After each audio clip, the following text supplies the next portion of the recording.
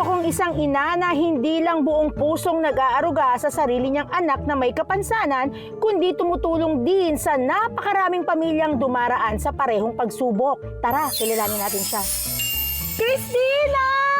Hinahanap kita. Dito lang pala kita mahahanap. Halika nga dito, magtsikahan muna tayo sandali. Papasok ka naman ng work? Opo. Buti naabutan kita. Ikwento mo nga sa akin kung ano yung kondisyon ng panganay mong anak na si Kirby. Si Kirby po ay merong cerebral palsy. Siya po ay hindi nakakalakad, wheelchair user po siya. Ano yung pinakamahirap na pinagdaanan nyo nung malaman nyo yung kondisyon niya?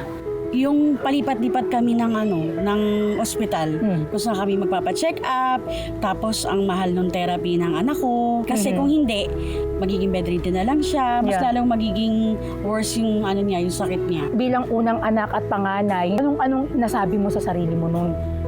Habang tumatagal, natatanggap ko siya kasi happy ako na may anak ako at siya yung nakakapagbigay sa amin ng inspirasyon para mag-go sa buhay. Kasi nga, syempre, kahit mahirap ang buhay, siya yung lagi nakasmile dyan.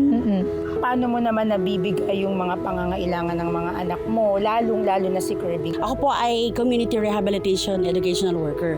Noong una, volunteer parent ako hanggang sa nagkaroon ng pagkakataon na i-hire ako ng local government of Mandaluyong. Yun, na-hire naman po ako. Ano ang mas mahirap sa'yo? Ang alagaan ng iyong anak na may cerebral palsy o itong asawa mo na alagaan mo siya at meron naman siyang epilepsy? Actually, para sa akin, wala namang mahirap kung nakakapagbigay naman sila sa akin ng kaligayahan. At saka kung ginagawa mo para sa mahal mo. Tama, diba? mahal na mahal ko sila eh. Natutuwa ako sa iyo, Christina, dahil kitang-kita ko sa iyong aura na gagawin mo ang lahat para sa iyong pamilya. Di ba nga, kahit meron kang pasan-pasan, sarili mong pamilya, hindi alintana sa'yo, tumutulong ka pa rin sa iba. Kaya naman, alam ng iyong napakagandang pera ng mother na dapat ipakilala kita kay ate ko rin sa studio. So ready ka na ba? Kikidnapin na muna kita. Let's go! Yes. Let's go!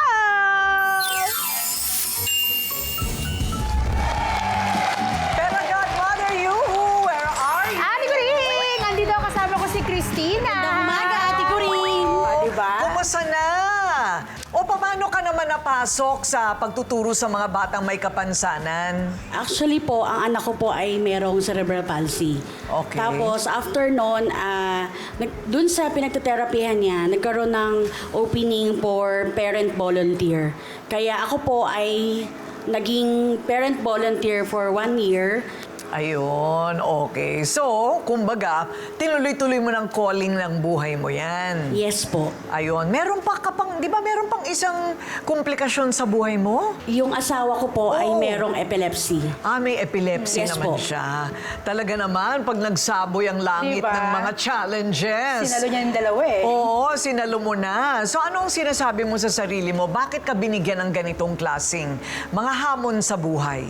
Siguro para lalo akong lumakas at maging matibay sa lahat ng mga pagsubok na binibigay ni Lord at para makatulong at maka-inspire din po ako sa ibang tao.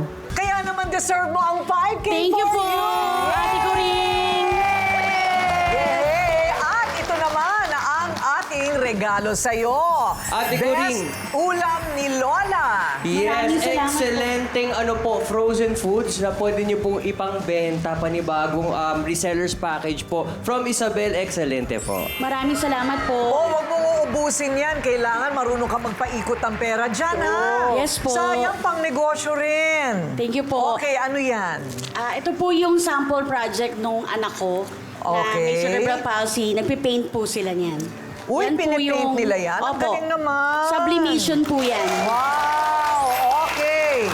You Future become what you believe. O, di ba? Ganda. So, binibili ito. Opo. Part po ng pinagbebentahan yan ay nagiging allowance po ng mga batang may kapansanan. Ay, So, may nakakatuwa source of naman, income ano? sila.